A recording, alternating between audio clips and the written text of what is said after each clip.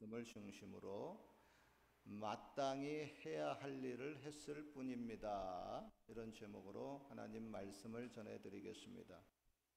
며칠 전에 그 포털 사이트 뉴스란을 보다가 이런 기사의 제목을 제가 보았습니다. 해외 신문에 도배된 기적의 한국인들. 이게 도대체 무슨 이야기인가 해가지고 궁금해서 들여다보았습니다. 내용은 이렇습니다. 에티오피아는 6.25 한국 전쟁에 참여한 고마운 국가임. 단 한 명의 포로도 없이 253전 253승 무패 신화를 달성함. 심지어 자신들의 월급까지 모아가며 고국으로 돌아가기 전까지 한국 전쟁 고아들을 보살펴 주기도 함.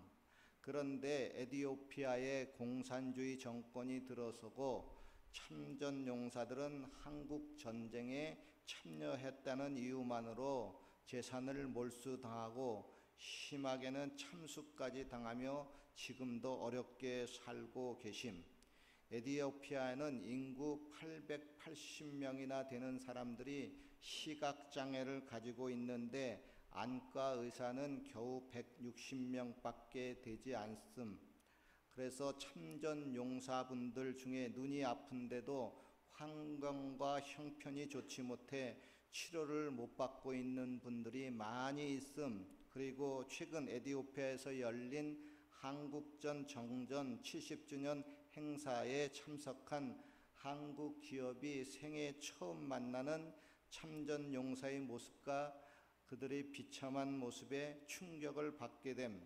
참전 용사의 그러한 현실에 한국 기업은 약속함. 저희가 꼭 다시 돌아오겠습니다. 진작 찾아뵙지 못해서 죄송합니다. 에티오피아로 다시 돌아간 한국 기업은 생존해 있는 참전 용사와 그 가족들의 눈 건강 검진을 하고 또 수술을 완료하고 이 모든 것을 기업 명의 아닌 동참해준 한국인들의 이름으로 후원을 함. 약속을 지킨 한국 기업에 에티오피아는 열광함. 기적의 한국인들이 에티오피아를 방문하다. 그들은 우리를 잊지 않았다. 그리고 이와 같은 반응에 답하여 그 한국 기업은 이렇게 말을 했습니다. 우린 그저 한국인으로서 해야 할 일을 했을 뿐입니다. 우리는 그저 한국인으로서 해야 할 일을 했을 뿐입니다. 이 이야기를 듣고 그런 6.25 세대의 모습을 우리가 알고 있는 저로서는 참으로 감동이 됩니다. 그래서 제가 도대체 이러한 일을 한 기업이 어떤 기업인가 궁금해가지고 한번 찾아봤습니다. 그리고 속으로는 아마 이 큰 일을 했으니까 대기업이나 잘 나가는 이런 중견기업 정도는 되겠다 하고 생각을 했어요. 그런데 제가 찾아보니까 한 번도 들어보지 못한 아주 작은 기업이었습니다. 욕실 그 화장품 회사인 인프레시라고 하는 회사입니다. 인프레시. 혹시 들어보신 분 있어요? 인프레시 욕실용품 화장품 쓰신 분 없지요? 처음 들어보지요? 저는 이 큰 일을 하고서도 그 자신의 기업을 지금 한창 광고해야 될 텐데 그 이름을 나타내지 않고 우린 그저 한국인으로서 해야 할 일을 했을 뿐입니다. 라는 그런 고백을 보면서 성경 구절이 떠올랐습니다. 바로 오늘 본문의 말씀입니다. 오늘 본문에 보면 한 종의 고백이 이와 똑같은 고백을 했습니다. 주여, 저는 단지 하여야 할 일을 했을 뿐입니다. 물론 여러분, 예수님의 이 이야기를 하실 때의 그 시대는 노예 제도가 있었던 시기이니까 오늘날 시대하고는 많이 다릅니다. 그러나 여기서 예수님이 하신 이 이야기는 시대를 초월해서 하나님의 종인 저와 여러분들에게도 이와 같은 마음의 바른 자세와 동기가 필요하다고 하는 것을 가르쳐 주고 있습니다. 그래서 오늘의 본문을 조금 더 자세히 살펴봅시다. 어느 마을에 한 종이 있었습니다. 이 종은 해가 뜨기 이른 아침 새벽부터 일어나서 밭에 나가서 열심히 일을 했습니다. 그리고 점심때에는 또 양무리를 이끌고 나가서 그들을 풀을 먹였습니다. 또한 저녁 늦게까지 일하다가 어둑어둑해질 때야 집에 돌아왔습니다. 오늘도 참으로 피곤한 하루였습니다. 그런데 주인이 돌아온 종에게 얘야, 너 오늘 참 수고했다, 쉬어라, 이렇게 말하지도 않고 대뜸 이렇게 말합니다. 야 돌쇠야, 내가 배고파다, 배가 고프다, 빨리 밥 좀 차려라. 예, 주인님 알겠습니다. 물론 여러분, 주인보다 밭에서 하루 종일 수고한 종이 배가 더 고팠을 겁니다. 그러나 종은 또다시 주인을 위해서 저녁 식탁을 정성껏 준비했습니다. 그리고 그 주인이 식사하는 동안 옆에서 시중을 들었습니다. 이 일을 하루도 이틀도 아닌 평생을 주인을 위해서 이렇게 열심히 일을 했습니다. 그러나 주인이 너 참 수고했다, 여기 보너스를 줄 테니까 어디 가서 푹 쉬다 오너라 하고 말하지를 않았습니다. 보너스는커녕 한 푼도 주지 않고 계속해서 일만 부려먹었습니다. 거기다가 자기를 알아주거나 칭찬을 해주지도 않았습니다. 도리어 종이라고 그런지 거들떠 보지도 않았습니다. 여러분, 이런 경우를 당할 때 오늘날의 보통 사람들 같으면 네 혼자 잘 먹고 잘 살아라 하고 마음속으로 주인에 대한 원망이 싹트고 또 함께 이렇게 살면서도 속에서는 불평을 좀 늘어놓았을 겁니다. 그게 보통 사람들 상례 아닙니까? 그러나 이 종은 그러질 않았습니다. 주인에게 아무런 불평도 하지 않고 이렇게 좀 까다로운 주인의 마음을 내가 어떻게 잘 맞출 수 있을까? 어떻게 하면 주인을 더 기쁘시게 해드릴 수 있을까? 그렇게 생각하는 착한 종이었습니다. 게다가 평생에 주인을 위해서 그렇게 충실하게 일을 하고서도 주여, 이 무익한 종이 다만 할 일을 했을 뿐입니다 하고 주인이 자기를 알아줄까봐, 자기를 높여주고 칭찬할까봐 일부러 그러한 칭찬과 존귀의 자리를 피하려고 하는 그런 겸손한 종이었습니다. 보통 사람 같으면은 내가 주인을 위해서 그만큼 열심히 일을 했으니 주인이 반드시 나를 알아줘야 하고 나를 모든 사람 앞에서 칭찬해줘야 되고 나를 높여줘야 한다고 생각을 합니다. 그러나 이 종은 오히려 반대로 생각했습니다. 나 같은 부족한 종을 이제까지 사용해 주시니 감사합니다. 앞으로도 최선을 다하겠습니다. 더욱 열심히 일하겠습니다. 그리고 그 다음 날에 또 새벽부터 일어나서 묵묵히 주인을 위해서 밭으로 나가는 종이었습니다. 예수님은 이러한 비유를 말씀하시면서 우리들도 주인 되시는 하나님을 위해서 일할 때 이런 자세를 가지고 일을 해야 된다고 말씀을 하고 있습니다. 여러분, 저와 여러분이 의인이 되고 하나님의 자녀가 된 것은 예수님의 십자가 죽음으로 말미암아 얻은 은혜요 축복입니다. 우리는 속죄함을 받은 의인이지 죄가 없어서 의인이 된 것이 결코 아닙니다. 내가 남들보다 잘나고 의로워서 하나님이 나를 자녀 삼아 준 것이 아닙니다. 그러 우리는 언제나 주님께 미안하다는 마음을 가지고 살아야 합니다. 그리고 내가 교회를 위해서 또 하나님을 위해서 무슨 큰 일을 했다고 할지라도 그것이 내가 높임을 받고 존경을 받고 칭찬을 받을 일이 아니라 마땅히 내가 해야 할 일을 한 것뿐이라고 하는 그런 고백을 할 줄 알아야 합니다. 그러나 사람들은 자신이 그 일을 했으면은 반드시 남이 알아줘야 한다고 생각을 합니다. 그래야 일할 맛이 난다, 힘이 난다고 생각을 합니다. 그건 이해는 되기는 돼요. 그러나 그런 것은 인격이나 생각이 어렸을 때 모습이지 성숙한 인격과 성숙한 신앙의 자세는 아닙니다. 즉 나는 누가 안 알아줘도 내 할 일은 최선을 다해서 합니다. 그리고 그 일을 누가 칭찬해 주지 않아도 괜찮습니다. 도리어 내가 할 일을 내가 했는데 누가 남이 칭찬을 해주면 아니 뭐야 이거 내가 단지 내 할 일을 했을 뿐인데 왜 나를 칭찬해 주지? 그 참 이상하다 하고 생각을 합니다. 사도 바울은 여러분 한때 이런 말을 했습니다. 누가 자비량하고 병정을 다니겠느냐? 누가 포도를 심고 그 실과를 먹지 않겠느냐? 누가 양떼를 기르고 그 양떼의 젖을 먹지 않겠느냐? 우리가 너희에게 신령한 것을 뿌렸은즉 너희 육신의 것을 거두기로 과다하겠느냐? 다른 이들도 너희에게 이런 권을 가졌거든 하물며 우리일까 보냐? 즉 이 말의 뜻은 뭐냐면 고된 일을 하는 사람들은 뭔가 유익을 바라보고 일을 한다고 하는 겁니다. 오늘날로 말하면 월급 받고 일을 하지 월급 받지 않고 일을 안 한다고 하는 겁니다. 더구나 내가 일을 하면서 내 돈 써가면서 일을 하지 않는다고 하는 겁니다. 그리고 그런 것이 구약의 율법 정신에도 맞고 또 오늘날의 그 복음 정신에도 맞다고 하는 것입니다.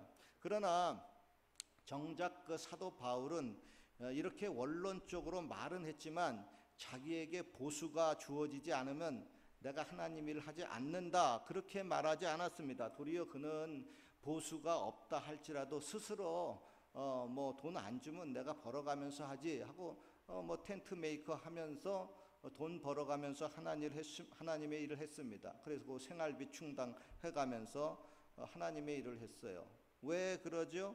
그는 이렇게 고백을 합니다. 그러나 내가 이것을 하나도 쓰지 아니하였고 또 이 말을 쓰는 것은 내게 이같이 하여 달라고 하는 것이 아니라 내가 차라리 죽을지언정 누구든지 내 자랑하는 것을 헛된 대로 돌리지 못하게 하리라. 내가 복음을 전할지라도 자랑할 것이 없으면 내가 부득불할 일임이라 그랬습니다. 즉 보수도 받지 않고 생활비 벌어가면서 뭐 요거도 먹어가면서 죽을 고생하면서 복음을 전하고 있는데 이것은 내가 마땅히 해야 할 나의 의무라고 하는 것입니다. 그렇습니다. 여러분 하나님의 사람들은 평생 하나님의 일을 해야 할 의무가 있습니다. 누구든지 자기가 해야 할 의무를 다하지 못하면 어떻게 될까요? 사도 바울은 이어서 말씀합니다. 만일 복음을 전하지 아니하면 내게 화가 있을 것임이라다. 내가 내 힘으로 이것을 행하면 상을 얻으려니와 힘으로 아니한다 할지라도 나는 직분을 맡았노라. 즉 누구든지 여러분 직분을 맡은 자는 마땅히 자기가 해야 할 일, 즉 의무가 있다고 하는 겁니다. 대통령이나 수상도 마땅히 자기가 해야 할 일이 있습니다. 피곤해도 때로는 욕을 얻어먹어도 자기가 해야 할 일은 해야 합니다.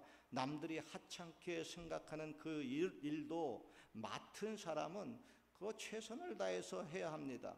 성경적으로 말하면 이렇습니다. 맡은 자들에게 구할 것은 충성이니라. 좀 죄송한 이야기지만은 설교의 현실화를 위해서 제 간증을 좀 하겠습니다. 제가 여의도 순복음교회 처음 전도사로 이제 총각 때 발령을 받았습니다. 사례비가 당시에 100만 원 정도였어요. 군대 시절 제가 중대장까지 했었으니까 뭐 중대장비도 나오고 뭐 100만 원보다는 좀 훨씬 많았었습니다. 그런데 100만 원 받았는데 그 100만 원에서 11조 떼고 성경헌금 떼고 뭐 감사헌금 떼고 주일헌금 떼고 수여헌금, 구여헌금, 구역헌금 떼고 신방비 떼고 고통비 떼고 하면은 남은 돈이 없었어요. 뭘 먹고 사느냐? 하나님이 그래도 저희 집에 아버님에게 복을 주셔가지고 그 사례비로도 풍족히 잘 살았어요. 그런데 이제 제가 이제 때가 되어가지고 순복음교회 이제 사직을 하게 되었어요. 순복음교회 보통 한 9년, 10년 하게 되게 되면 뭐 그 위로 뭐 부목사 뭐 위로 올라가지 않는 이상 다 9년, 10년 되면 이제 뭐 개척을 나가든지 선교사를 나가든지 나가야 됩니다. 근데 하나님은 저에게 이제 선교사의 이제 사명을 주셔가지고 교회 사직하고 선교사로 나가겠습니다. 그러자 이제 퇴직금이 나왔습니다. 한 10년 했는데 퇴직금이 얼마 나왔냐? 한 26년 전에 한 2천만 원 정도 나왔습니다. 월급이 100만 원이니까 2천만 원이면 좀 나왔나요? 하여간 그렇게 나왔어요. 그런데 제 생각에 그 돈을 받아들고 나에게 이렇게 목회를 할 수 있도록 이제까지 자리를 마련해 준 것도 고마운데 그리고 매달 또 100만 원씩 준 것도 고마운데 아이고 또 2천만 원 돈을 주네. 아이고 이거 어떻게 쓸까 생각하다가 그 돈을 모두 다 그냥 여의도 순복음교회 선교 헌금하고 이렇게 나왔습니다. 여러분 그렇지 않습니까? 나 같은 죄인을 예수님 믿게 해주고 하나님의 자녀 삼아주시고 천국을 소유하게 해주신 것도 고마워가지고 자다 일어나면 아이고 주여 감사합니다. 나 같은 것을 택해 주시니 감사합니다. 더구나 주의 종으로 삼아주시고 또 예수님의 몸된 교회에서 이렇게 평생에 또 예배 잘 드리고 그렇잖아요. 목사니까 예배 잘 드리게 되잖아요. 그리고 봉사할 수 있게 해주는 게 너무너무 고맙고 감사하지 않습니까? 즉 주의 일을 하면서 항상 고마운 마음으로 하는 겁니다. 그리고 무슨 일을 내가 좀 했다 할지라도 항상 죄송스러운 마음입니다. 아니 왜 주의 일을 해놓고 죄송스러워요? 뭐냐 하면 주님의 그 은혜와 사랑에 비하면은 내가 한 일이 너무나 보잘것없어서 죄송스러운 마음이 드는 겁니다. 그리고 여러분 우리가 회사에서나 또 어느 일터에서나 자기의 일에 최선을 다해서 일을 하는 것은 사람을 바라보고 하는 것이 아니라 주님을 바라보고 주님을 위해서 하기 때문에 보통 일반 사람들이 하지 못하는 그런 충성을 더 많이 하게 됩니다. 그럴 때 뭐 사장님이나 주인이 야 너 참 일 성실하게 잘한다 야 이렇게 말할 때 우리는 뭐라고 대답을 합니까? 아이고 뭘요? 제가 해야 할 일을 했을 뿐입니다 하면서 죄송합니다 그래요. 그러면 주인이 아니 이 녀석 네가 왜 죄송해? 내가 미안하지 월급 많이 못 줬어 그래 그렇게 생각하잖아요.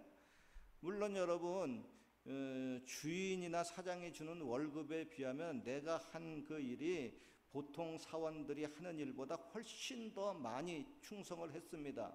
그러나 주님을 바라보고 내가 일을 했다면은 내가 한 일이 아무리 많이 했어도 늘 죄송스러운 마음뿐입니다. 아시죠? 여러분 젊었을 때부터 이런 정도 깨달음이 있으면 그 사람 사회생활이나 직장생활에서 반드시 두각을 나타냅니다. 그러잖아요. 그렇게 일을 젊었을 때부터 충성스럽게 열심히 하면서도 아이고 죄송합니다 하는 그런 겸손함까지 같이 있는데 그 사람을 누가 좋아하지 않겠어요? 그 사람을 왜 쓰려고 하지 않겠습니까? 여러분들에게 묻고 싶습니다. 여러분들 그런 사람입니까? 그런 사람이 있으면 아이고 내가 참 얻고 다닐 정도로 고마운 사람입니다. 그리고 가정에서도 마찬가지입니다. 부부가 가정에서 남편은 남편대로 아내는 아내대로 힘든 일을 하면서 주님을 바라보고 주님을 위해서 일을 하는 겁니다.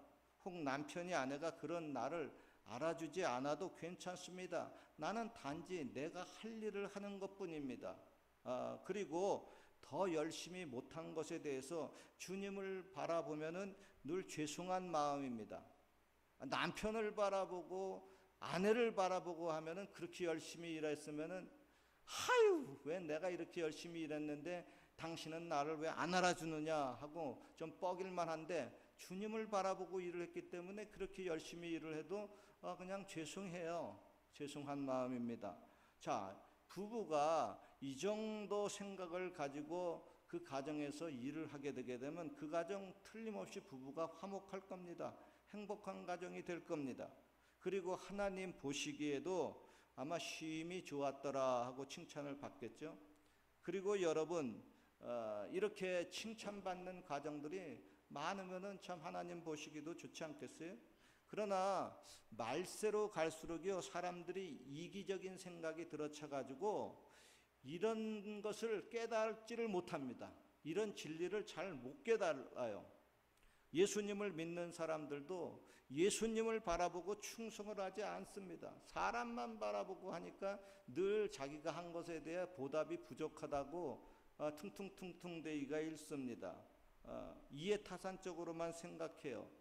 그건 뭐 이상한 일도 아니에요. 말세는 뭐 그렇게 이기적으로 사람들이 변하게 된다고 하니까 뭐 그게 요즘은 이상한 것도 아닙니다만은 여러분 자기가 한 일에 마땅한 보수가 없으면은 혹시 여러분들 기분이 상하지 않습니까? 왜 기분이 상해요? 주님을 바라보고 일을 하지 않았기 때문에 기분이 상하는 겁니다. 그 일이 하나님이 내게 맡겨주신 마땅히 해야 할 일, 내가 의무를 했다고 하면은 그거 누가 나 안 알아줘도 내가 마땅히 해야 할 의무를 한 건데 하고 마음 상하지 않습니다. 여러분, 주님이 내 생명의 은인이고 지금 내가 하는 일이 주님이 내게 맡겨준 일이라고 하면은 우리는 오늘 본문의 종처럼 어떤 크고 힘든 일을 했다 할지라도 아이고 주여, 제가 마땅히 해야 할 일을 했을 뿐입니다, 죄송합니다 라고 고백을 할 겁니다. 사랑하는 성도 여러분, 묻고 싶습니다. 오늘 여러분에게 이런 고백이 있습니까? 혹시 이전에 내가 좀 순수할 때는 이런 고백이 좀 있었는데 그만 나도 모르게 말세에 이기적인 사람들과처럼 그렇게 변해져 가지고 이런 고백이 사라지지는 않았습니까? 순전히 계산적이진 않습니까? 오늘 우리는 자신을 오늘의 말씀에 비추어 보아서 그런 그 인격의 신앙의 그런 그 순수성을 회복해야 할 것입니다. 그리고 인격도 보다 좀 성숙한 단계로, 성숙한 신앙으로 나아가야 될 것입니다. 아무쪼록 오늘 이런 그 본문에 종이 고백한 것처럼 저와 여러분의 고백도 평생에 이런 고백이 따르시기를 주님의 이름으로 축원합니다. 한번 같이 한번 따라해 봅시다. 주여, 마땅히 제가 할 일을 했을 뿐입니다. 아멘. 기도드리겠습니다. 하나님, 마땅히 해야 할 일도 못하고